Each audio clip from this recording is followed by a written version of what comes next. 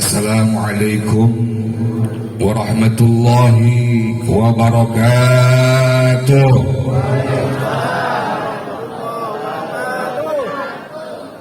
Nih tumben bapak-bapaknya keras nih. Biasanya yang keras ibu-ibu. Bu, senang yang keras apa yang lembek? Maksudnya jawab salam. Yuk sekali lagi, yang jawab salam saya dengan semangat, saya doain panjang umur, sehat walafiat. Yang belum punya kontrakan mudah-mudahan punya kontrakan. Yang belum punya sawah mudah-mudahan pada punya sawah. Yang belum punya mobil mudah-mudahan punya mobil. Yang masih pada bujangan, yang belum laku, mudah-mudahan laku. Tapi yang gak mau jawab salam saya dengan semangat, saya doain biar gak bisa kentut 2 minggu. Assalamualaikum warahmatullahi wabarakatuh.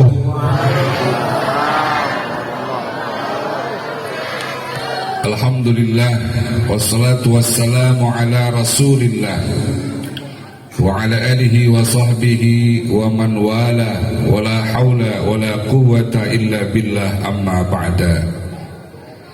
Ashab al-fadilah, hadratil ulama'il afadil wal asatizatil a'izzah, akhussu bidzikri sahibil fadilah, akhi fillah walillah, Kiai Haji Effendi MA. Ini beliau sahabat saya, guru saya.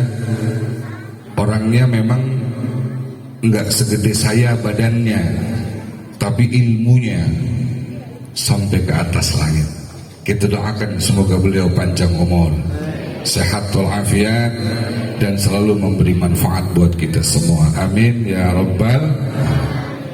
Hadir pula di hadapan kita ada Ustaz Haji Abdul Hamid dan para asatiz, ada Imam Mahdi juga. Begitu banyak, mohon maaf saya tidak bisa mengabsennya. Demi Allah tidak mengurangi hormat takzim saya. Pak Lurah yang kalau saya lihat wajahnya kayak ketua umum PBNU yang sekarang. Yang saya dapat informasi tadi, baru 40 hari menjabat sebagai lurah kelurahan Rorotan. Jadi baru 40 hari, belum haul belum. Kalau haul 360 hari, baru 40 hari. Kita doakan semoga pimpinan kita, aparatur pemerintah kita senantiasa diberikan kesehatan oleh Allah Subhanahu wa taala. Juga sahibil majlis Adinda Ananda Ustaz Ahmad Fauzi beserta segenap dewan guru, Kepala Sekolah Ar-Ruhaniyah Ibunda Ustazah Hajjah Mukminah. Orangnya ada, Bu? Oh iya, maafin Ustazah, aturan di atas, jangan di bawah. Bapak-bapak, ibu-ibu, serta anak-anak yatimku yang saya hormati dan yang saya muliakan. Tadi saya mendengar di sini ada pembacaan Alfiyah. Bapak-bapak tahu Alfiyah, Pak? Istri saya. Namanya Alfiyah. Berarti dia punya adik lagi namanya Amriti itu. Adiknya lagi namanya Jurmia. Adiknya lagi Tasrifan. Ibu-ibu ngerti Alfiyah tadi? Jadi anak-anak udah hafal semua tuh.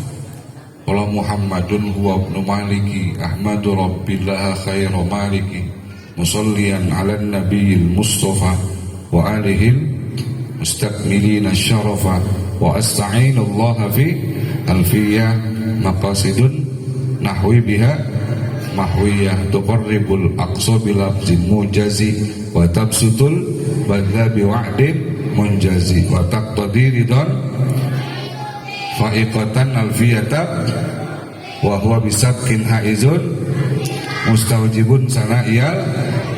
Wallahu yaqdi bi hibatin liwalahu kalamuna labzun. Apal bu, ya kalah ini ibu, kalah dah. Dulu saya senang ngapal itu. Dulu waktu masih muda-mudaan, masih belum mikirin cabai mahal. Sekarang cabai mahal jadi udah nggak tapi nyangkut. Tapi saya ingat itu bait-bait alfiyah di awal. Dulu malah saya menerjemahkannya pakai bahasa Indonesia. Jadi qala Muhammadun huwa, itu kan pakai bahar, nanti baharnya ada bahar sareh ya. Bahar sareh, bahar banyak baharnya macam-macam. Saya dulu pernah menghafal tapi dengan bahasa Indonesianya. Jadi qala Muhammadun huwa ibnu Maliki Ahmadu Rabbillah khairu Maliki. Telah berkata Muhammad cucunya Malik, pujiku pada Allah Raja terbaik, yang berdoa atas Nabi tak terdua dan keluarga yang sempurna mulia. Pujiku pada Allah dalam alfiyah yang maksud nahu termuat di dalamnya. Dulu saya pakai bahasa Indonesia dulu itu. Tapi alhamdulillah sekarang generasinya udah banyak. Mudah-mudahan Bapak Ibu nih yang punya anak terus suruh ngaji biar hafal alfiyah. Alfiyah itu ada 1001 bait. Dan alfiyah itu yang ngarang sebetulnya bukan ahli nahu Bapak Ibu. Yang ngarang itu ahli qiraah. Ya, beliau itu bernama Muhammad bin Abdullah bin Malik Al-Andalusi. Beliau itu ahli qiraah yang kemudian mampu membuat karya ilmu nahu. Yang ahli nahu justru malah membuat karya tentang ilmu tajwid, namanya Imam Syatibi. Imam Syatibi bersama dengan Imam Muhammad bin Malik Al-Andalusi satu pesantren. Pada saat itu kata Imam Malik, ayo kita sebelum pulang pesantren bikin karangan.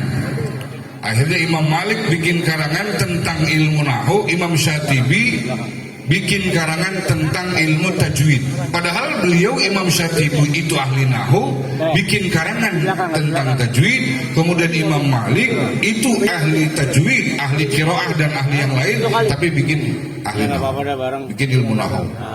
Keluar dari pesantren bareng. Kemudian kata beliau, kata Imam Malik kepada Imam Syatibi, Imam Syatibi, kamu dapat berapa bait? Saya dapat 1001 bait. Ternyata sama dengan karangan Imam Muhammad bin Abdullah bin Malik Al-Andalusi yang tadi dibaca sama anak-anak, dapatnya 1001 bait juga. Cuma nanti ada perbedaan cara belajar. Imam Syatibi itu muridnya banyak, Imam Malik muridnya nggak banyak. Imam Malik muridnya paling banyak 7. Imam Syatibi sampai 7.000.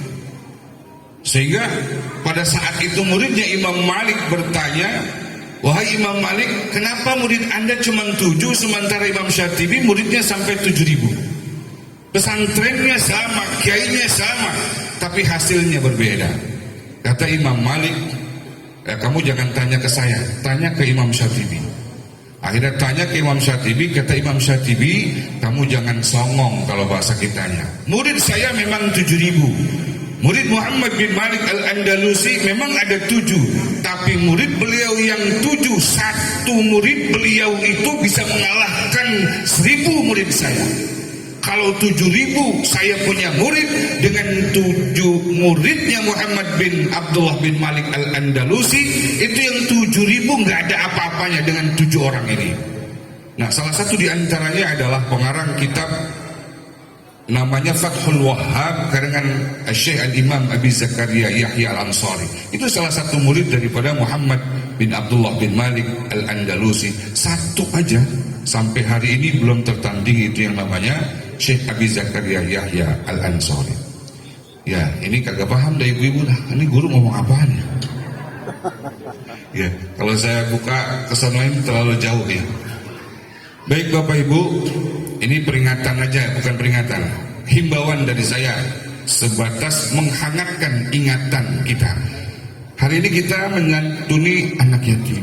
Bapak Ibu, kalau kita nyantunin anak yatim itu, yang pertama, kalau dia tidak punya bapak, hanya punya ibu, maka pada saat kita menyentuh kepalanya itu dari atas ke depan. Tapi kalau misalkan dia tidak punya ibu, hanya punya bapak, orang kampung kita bilang piatu. Itu kalau misalkan mendapatkan santunan, itu santunan kita sentuhannya dari atas ke belakang. Kalau yang piatu, yang yatim dari atas ke depan, yang piatu dari atas ke belakang. Nah, kalau yatim piatu,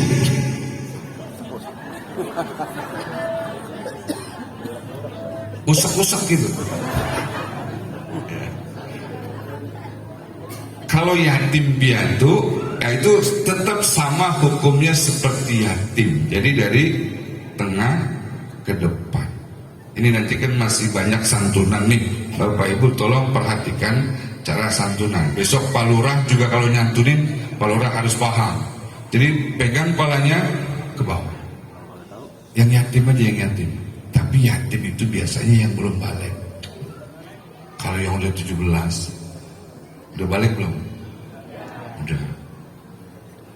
Nah, itu perlu disentuh apa kagak? Tanya dulu mau apa kagak dipegang. Ya, kalau yang udah itu udah gak ada sentuhan, Bapak Ibu, sama orang akikah. Akikah itu sunnahnya kalau anak kecil kita dopong, kita gendong, kita potong rambutnya. Kalau anak kecil. Tapi kalau udah nenek-nenek, akikah nggak usah pakai digotong-gotong. Apalagi diarak pakai asrokol, jangan, berat. Kalau nenek-nenek.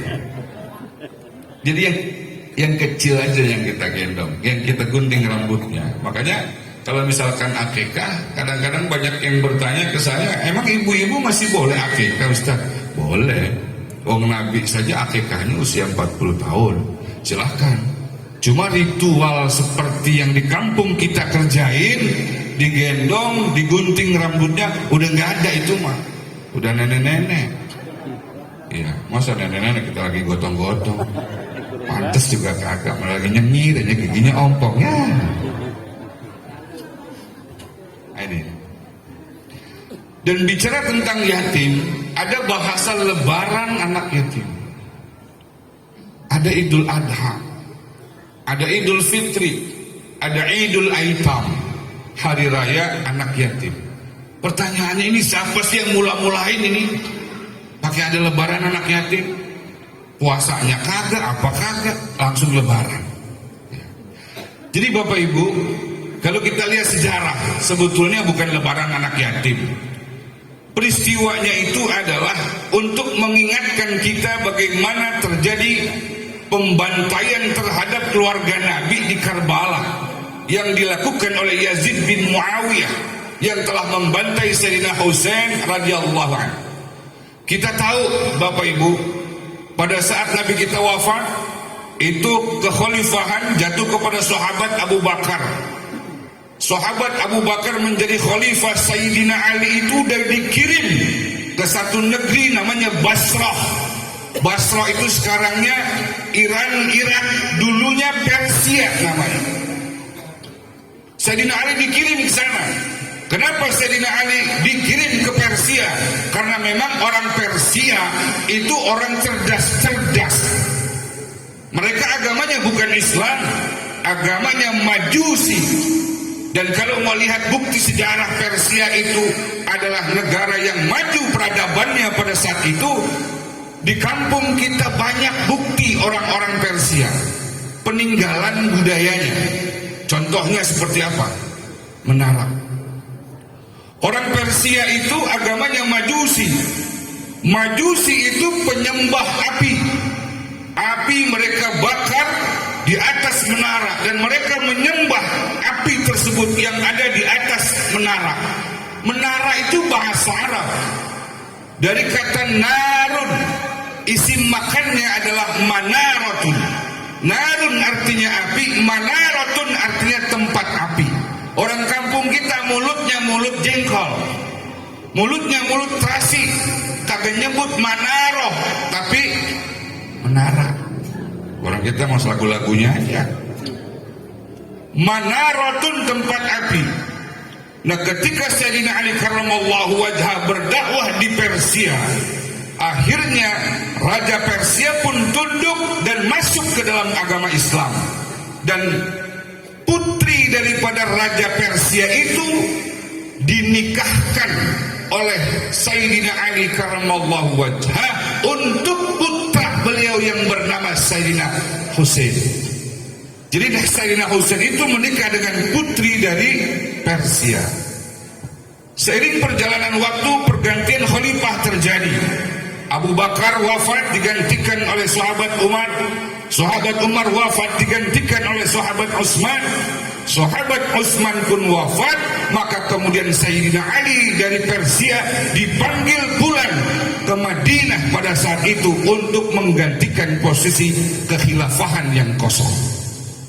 Sayyidina Ali kemudian menjadi khalifah, dan sejarah mencatat beliau pun terbunuh dan dibunuh oleh seseorang yang bernama Abdurrahman bin Muljam, seorang hafizul Quran, orang yang hafal Quran, qaimul lail, ibadahnya gak pernah putus kalau malam tahajudnya, shaimun nahar, puasanya gak pernah putus, tapi kemudian membunuh Sayyidina Ali karena pemahaman Al-Qur'annya yang cetek.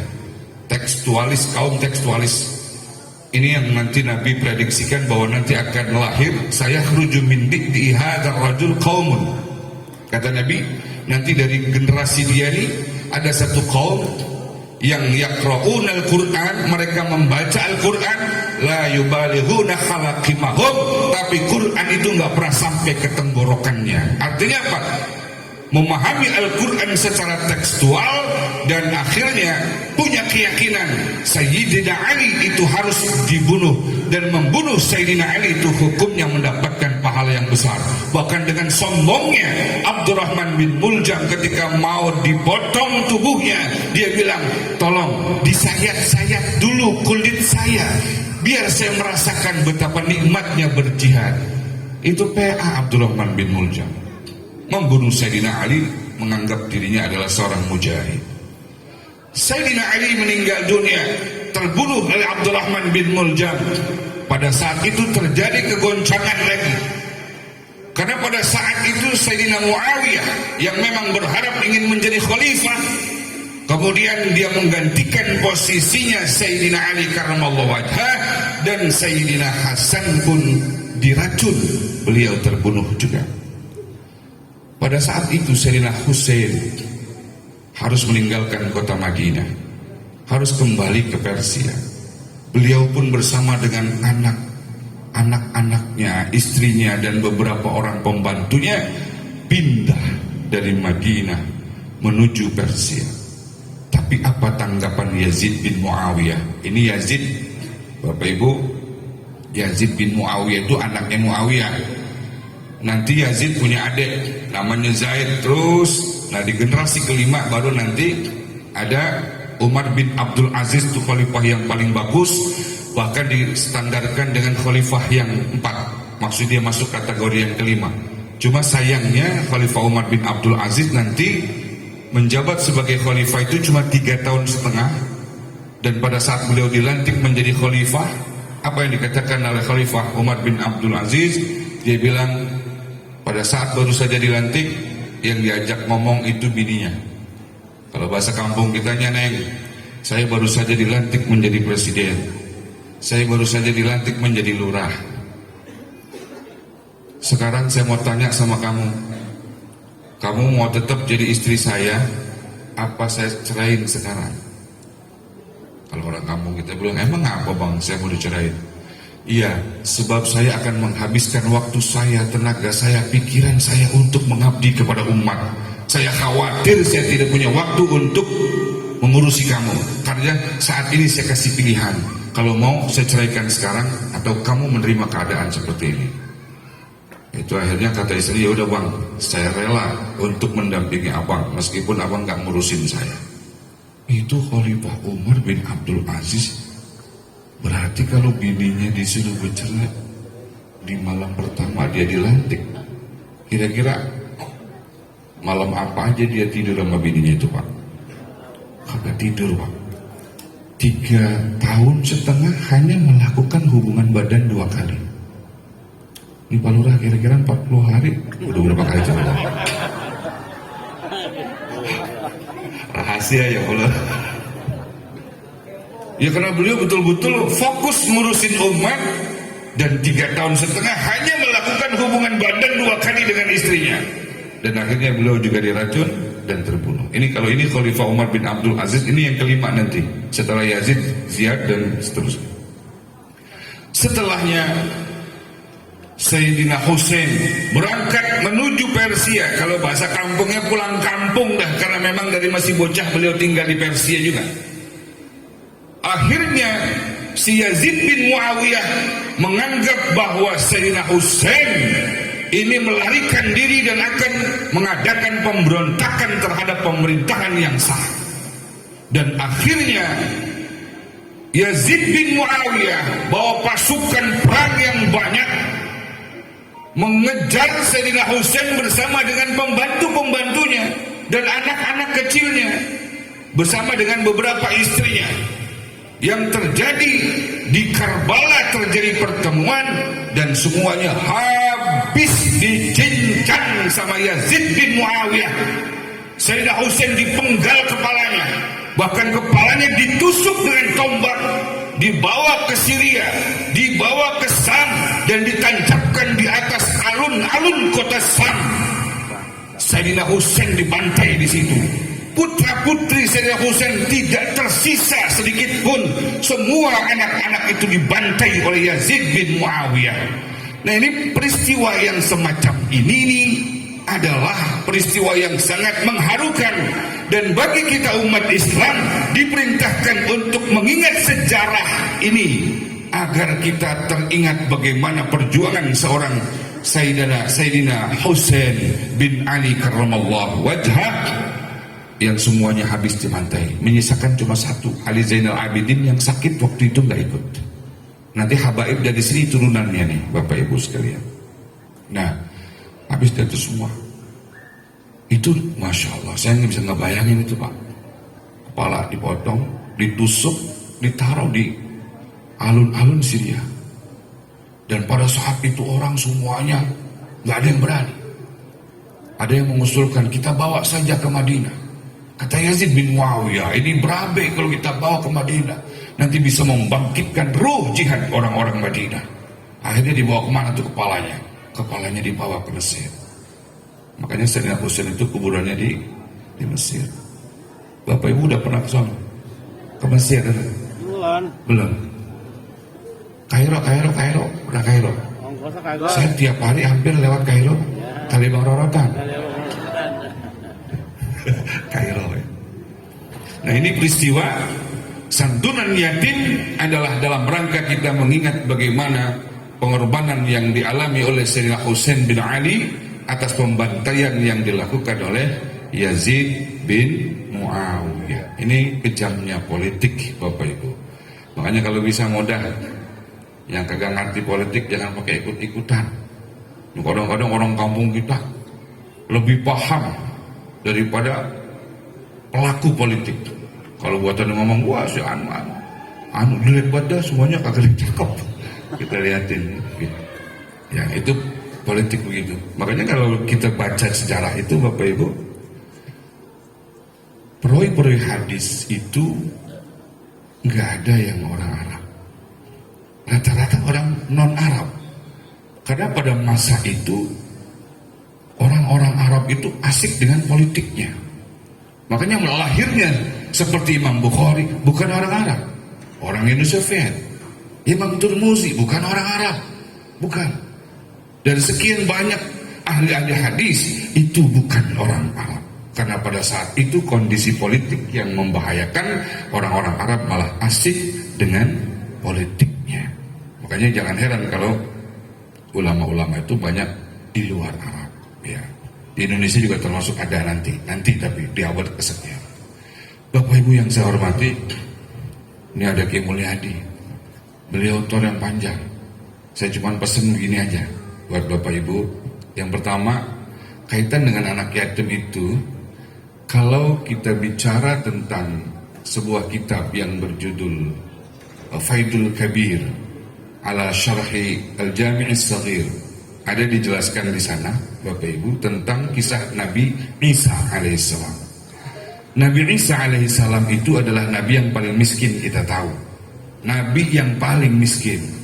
Rumah aja Nabi Isa nggak punya. Jangankan rumah, bapak aja nggak punya.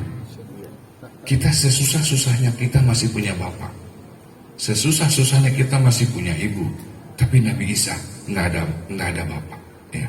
Ini karena memang beliau adalah roh yang dihembuskan oleh Allah kepada rahimnya Siti Maryam. Ibu-ibu tahu Siti Maryam? Kenal sama Maryam? Ada di sini namanya Maryam. Maryam emang artinya apa? Kadang-kadang kita tahu nama tapi nggak tahu arti. Maryam itu artinya orang yang memiliki kedudukan yang tinggi dalam bahasa Suryani. Ada bahasa Arab, ada bahasa Suryani. Siti Maryam itu, Bu, Siti Maryam itu adalah istri Nabi. Istri Nabi Muhammad Sallallahu Alaihi Wasallam nanti di dalam surga. Dua nanti Nabi menikah di dalam surga. Siti Maryam sama Siti Asiyah binti Muzahim, mantan istrinya Firaun. Kenapa Nabi harus menikah lagi? Karena begini Bapak Ibu, syariat pertama itu pernikahan. Maka penutup syariat juga pernikahan. Dan penutup syariat itu adalah pernikahannya Nabi kita dengan Siti Maryam dan Siti Asiyah binti Muzahim. Jadi boleh di surga antar nikah. Bapak-bapak juga nanti kalau mau nikah lagi di surga aja dah. Jangan di sini, jangan di sini dah. Iya, repot di sini. Iya. Saya liatin laki-laki tahu sendiri dah. Kalau ngomong sih dia baru duduk tapi nggak ada siapa-siapa. Gua takut mau bini gua. Begitu ngomong.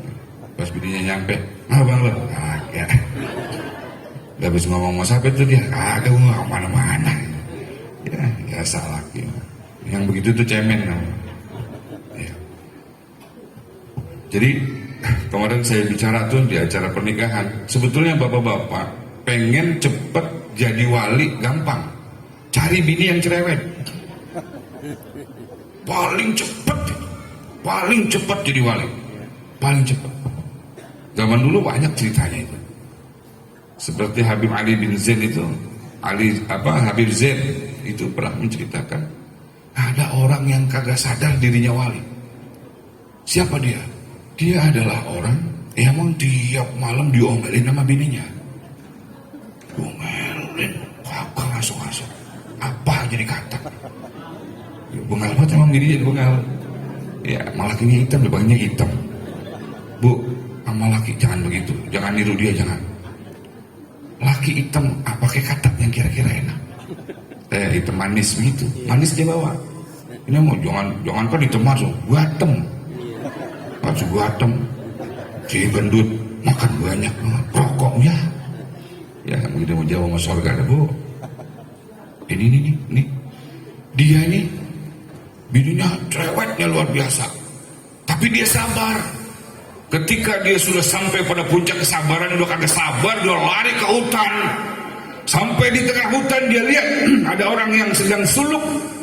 Dalam ilmu thariqah dia suluk, berkhulwah, dia bersemedi, bertakarub kepada Allah. Di tengah hutan belantara kagak ada apa-apa, tapi di situ ada apaan aja di depannya. Soto ada, bakso ada, mie ayam ada, semuanya ada, rokok propos ada. Propos apa min? Ada semuanya. Sampai si laki-laki ini yang melarikan diri dari bininya datang ke situ, dia heran. Pak, bapak lagi suluk? Iya. Ini bapak apaan aja ada ini? Dari mana Pak? Wah, gampang caranya. Caranya bagaimana? Saya cuma tawasul. Tawasul sama siapa? Saya tawasul menjadikan wasilah orang seperti kamu yang diomelin sama bini tiap hari. Selalu saya jadikan tempat saya tawasul. Ya Allah, saya bertawasul kepada si fulan yang tiap hari diomelin sama bininya. Datangkan sayur soto, nyampe soto. Begitu tawasulnya itu sama dia. Orang yang selalu diomelin sama bininya. Makanya bapak-bapak, kalau pengen buru-buru dapat derajat kewalian, cari bininya galak. Cepet jadi wali, dijamin itu. Pilihannya dua, cepet jadi wali atau cepet mati, itu aja.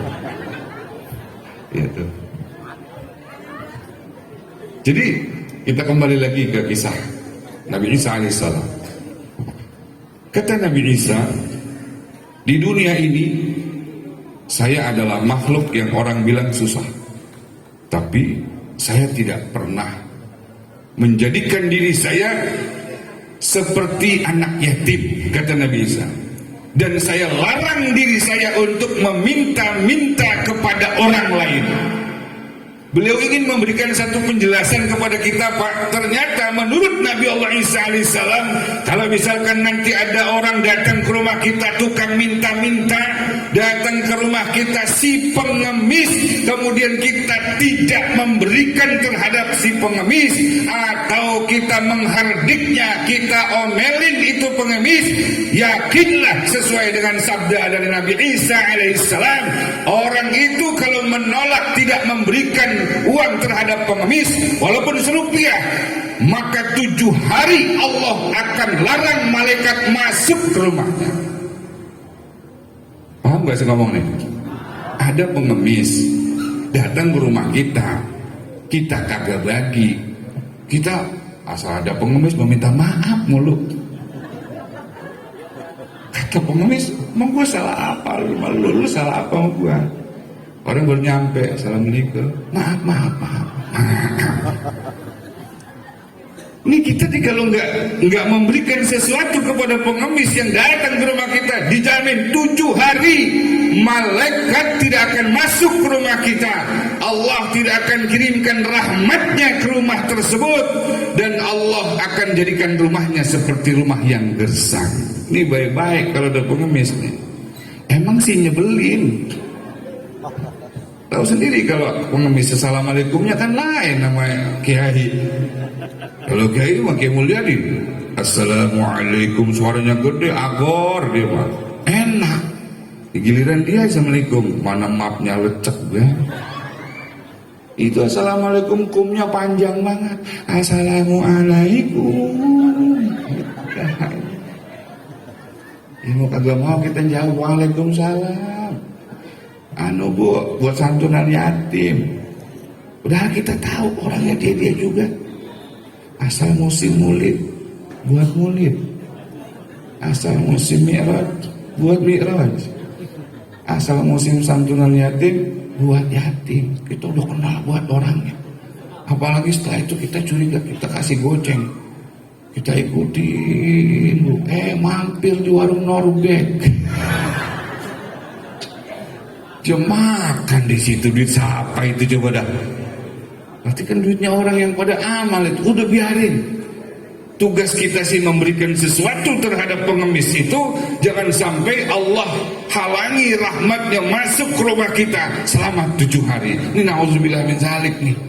Ya karenanya nanti setelah santunan yatim, apalagi yang datang buat anak yatim, bu, udah kasih seberapa, kayak ada 200 kasih. Ada 150.000, kasih 150.000. Jengkol mana? Kasih aja, udah kasih. Ya, begitu. Ini biar ada perubahan juga kan, tahun baru Hijriah itu paling tidak bertambahnya tahun. Ketika bertambah tahun, kita berharap bertambah ilmu. Ketika bertambah tahun, kita berharap bertambah amal ibadah. Dan ketika bertambah tahun, kita berharap ada peningkatan kualitas ibadah kita dalam rangka mempersiapkan bekal untuk menghadap Allah Subhanahu wa Ta'ala. Bapak Ibu yang saya hormati, barangkali ini saja dari saya, biar nanti lebih lama ke Mulyadi menyampaikan tausiahnya buat kita. Dari saya sekali lagi, bila ada kalimat yang kurang berkenan, mohon dibukakan pintu maaf yang sebesar-besarnya. Yang benar tentu datangnya dari Allah, yang salah pasti dari diri saya pribadi. Karenanya mohon dimaafkan. Abang Pian demen Pok Tarsi. Cukup sekian dan terima kasih. Kuntilanak mulu dah. Kemarin kuntilanak. Kemarin terpapar corona ya guru sono ya. Kuntilanak terpapar corona karena nggak vaksin palura. Jadi kuntilanak bego kan gitu ya. Nah sekarang kuntilanak naik sepeda dah.